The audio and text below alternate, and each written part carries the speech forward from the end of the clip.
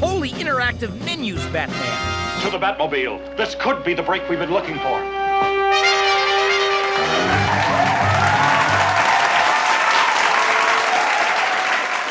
He was 7 years old, and he stared at the fence in the backyard. It was only like 10, 15 yards away, but this huge fence. He had his ball cap on. He had a baseball bat in one hand, baseball in the other. He sat there with a mouthful of gum, chewing, looking at that fence. And he thought to himself, I can do this. So he takes his little baseball. He said, I am the greatest baseball player that ever lived. He throws the ball up in the air. He takes a crack at the old apples. The ball hit the ground. He was a little disappointed. He tipped up his hat. He said, I can do this. Every good ball player gets 3 strikes at it. He said, I am the greatest baseball player that ever lived. He throws the ball up, swings him, misses again. Now he's frustrated. He throws down his hat, kicks off some dirt. He picks up that ball again. He says, I am the greatest baseball player that ever lived. And he throws up the ball. He takes a swing. And he misses again. He throws down his hat. He kicks the dirt, throws his bat. He said, the world's greatest baseball player has just been struck out by the world's greatest pitcher. When you were little, you were going to grow up someday, and you were going to become something very special. In fact, every first of the year, we're going to do something that makes us just a little bit more special. I'm going to climb a mountain. I'm going to write a book. Someday I'm going to be a star. I'm sure that every one of you, when you were growing up, said, Mom and Dad, when I grow up, I want to be a car salesman. No? There's a lot of you who went to college, but this wasn't your field of study. 80% of the college graduates in the United States of America, 80% of those college graduates work for someone who never graduated from high school. Well, 85% of college graduates in the United States of America never go on to their field of study. Why? Why? If things are going to change in this country, if things are going to change at work or in my community, if things are going to change in my house, it's because of me. Some people kind of give up on their dreams, and they kind of give up on hope. They kind of give up on belief. But most of them don't know what they really believe. We have a hard time in the United States of America just getting motivated anymore. I shared with some of you a story the first time I met you that Zig Ziglar tells, my mentor. And he tells a story about a rich West Texas rancher. Now, this guy had all the money. He had cattle on 1,000 hills. He had oil wells on those 1,000 hills, but he had himself a problem. He had an 18-year-old daughter. Now, for those of you who've got an 18-year-old daughter, you know what I'm talking about. Every boy in town's knocking on this guy's door. Well, he said, I'm going to have none of that. He says, I'm going to have some of the room to choose here. So he invites all the young, affluent Texas boys around his Olympic-sized swimming pool that he had the foresight to fill with water moccasins and alligators. He said, boys, let me have your attention, please. For the first one able to swim the length of this pool and live, I will give you one of 3 things. I will give you $1 million cash. I'll give you 100 acres of my best and most prime property. Or I will give you my lovely daughter's hand in matrimony, and she is my only heir. No sooner than the words were out of his mouth was a quick splash on one side of the pool and a quick emergence on the other, and there's this guy getting out of the pool going like this. He says, son, I got to ask you, do you want the $1 million cash?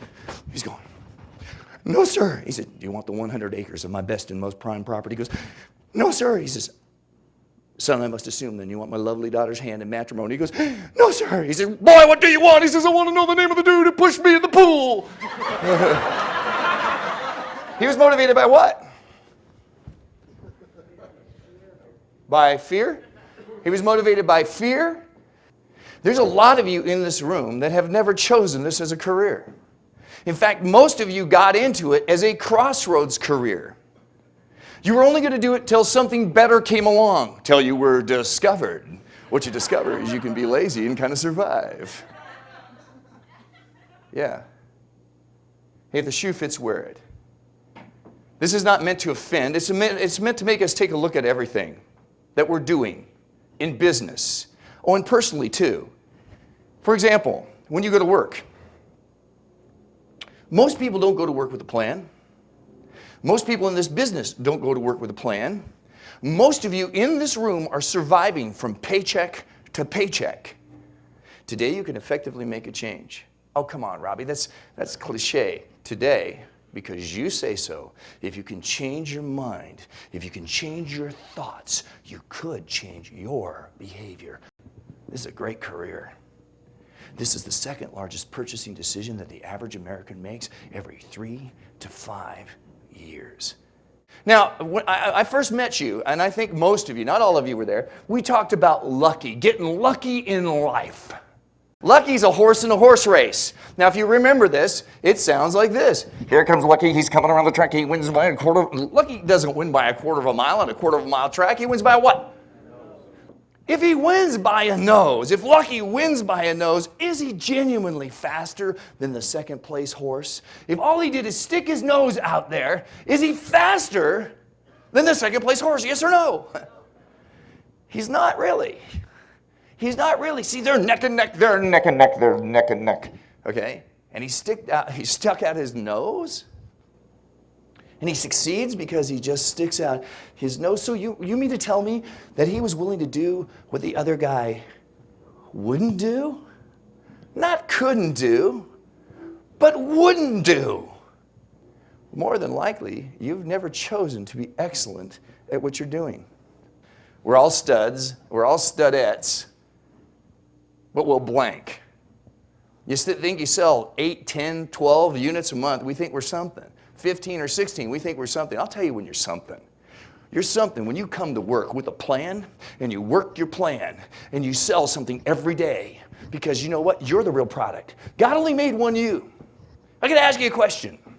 Whatever your personality is, if you could take more of you, any one of you, if you could take more of you and put more of you in front of more of them, the consumer, wouldn't more consumers buy from you?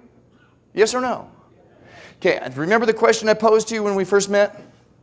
I said, hey, let's take one of the guys here. He's got the personality of a rock. Let's take him out to Walmart. Let's stand him there at Walmart before he meets the greeters. You know those nice little old folks at Walmart? Let's have the guy stand there, and every time, now you guys sell Chevys, you sell pre-owned, you sell Dodge, you sell Fords.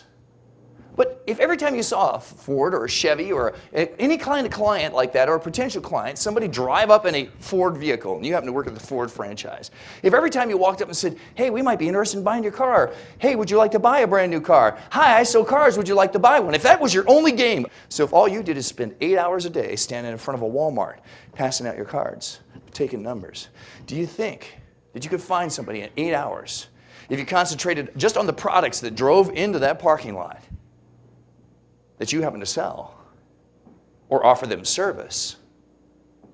Do you think that you might find somebody who wants to buy a car? Yes or no? Yes. No. Do you really believe that? Yes or no? Yes. Most of you in this room, remember, are living from paycheck to paycheck. Most of you are hoping to get lucky. It isn't going to happen. If you're going to take charge of your destiny, take charge of it right now. Change your mind. Change your thoughts. Be childlike right now. Not childish, childlike. You know what childlike is? Childlike is a 5-year-old who's moldable, who's trainable, who can do anything. They can fly. Ask them. Once upon a time as a little boy and as little girls, you could fly. What happened to you? When did you sell out? Because you didn't become a pro football player? Because you didn't go to med school? Because dad said you weren't good enough? Your teachers looked at you and told you you were stupid because you spelled Philadelphia with an F? We all have a story. Does it stand to reason? Back to logic again. Does it stand to reason? You said you believed it. Let's find out. Do you believe if you put more of you in front of more of them, the consumer, and all you did is say, hi, I sell cars, do you want to buy one? Do you think that people would buy from you, yes or no? Yeah. Do you think you'd find somebody who wants to buy a car today if you spent 8 hours and you just stood in that one spot saying, hi, I sell cars, you want to buy one? Hi, I sell cars, you want to buy one? Hi, I sell cars, you want to buy one? Provided you can handle that kind of rejection. Oh, we just hit a nerve. Which is why you don't do it. Your fear of rejection is so much greater than your desire for success that you bow as a servant and a slave to the economy, and you let it dictate terms to you in spite of living in the most affluent nation in society. Freedom is a curse and a blessing. You have the choice today to be lazy. You have the choice in your profession to earn nothing. How good can we feel? Let's take this today, one thing, and let's decide to become excellent at what we've chosen to do. Maybe you want to be a star. Maybe you want to write a book. Maybe you want to do a new album. Maybe you want to do a lot of things. But right now, where you're at, shouldn't you be choosing to be excellent at what you've chosen to do, even if it's just a stepping stone, yes or no? Because if you don't, aren't you going to take, if God blesses you with the tomorrow, aren't you going to take who you are with you in your tomorrow and the habits of who you are? I do not think success is money. I do not think success is selling a car every day. I do think that if I have to go to work and my profession is the automobile industry, it would be smart of me to put more of me in front of more of those consumers so more consumers would buy from me. Because if I've got to work 8 or 10 hours a day, see, I like to come home earning something. Well, let's get motivated. I got to ask you something. What do you believe? Really? He was 72 years old. He stood at the edge of a portion of the Grand Canyon. Now, when I say a portion, it's like a little finger. It was only like 20 yards across. But wherever you stand on the Grand Canyon, you look down, it's a long way down yonder, you fall, you're going to die. Here's this, get a picture of this. 72-year-old, frail little man with a pair of khaki shorts. He's got this white little t-shirt and this little fishing hat on. He looks like he's barefooted. He's got these skinny, teeny little white legs. He picks up a wheelbarrow and he steps off the edge of the canyon. So the lady thought, who came to a screeching halt. He was on a cable. And he was balancing his way with this wheelbarrow all the way across this 20 yards. This lady's screaming, don't jump, you'll kill yourself. Okay. Now all these people started running to the edge. Now both sides of the fingers are filled, this little finger is filled up. He comes back after doing this twice for the grand finale, which would be the third time, and he puts down his wheelbarrow, he takes off his hat, and he throws out the hat. He's prospecting, trying to develop some business. He's putting on a show. The little boy was in the back of the crowd and now squeezed his way to the front, and he's huffing and he's puffing. And he's standing there next to the little old man. The little old man wipes his brow, puts down his wheelbarrow again, and says, little boy, do you believe that I can walk across this here portion of the Grand Canyon and live? He says, speak up, son. Do you believe I can walk across this here portion of the Grand Canyon and live? He goes, yes, sir. He says, cat, get your tongue. You don't sound like you believe it. Give me some conviction. Yes, sir, I believe it. He says, come on, boy, speak up. Yes, sir, I believe it. I really do. He says, then get in the wheelbarrow, son. I'll slow it down for those of you in Seattle who don't get up this early. Then get in the wheelbarrow, son. Why didn't the little boy get in the wheelbarrow? He didn't believe. I said to you earlier, do you believe that if you got more of you in front of more of them consumers, would more of them buy from you? I asked you what you believe. You all said, yes. Yes. Yes.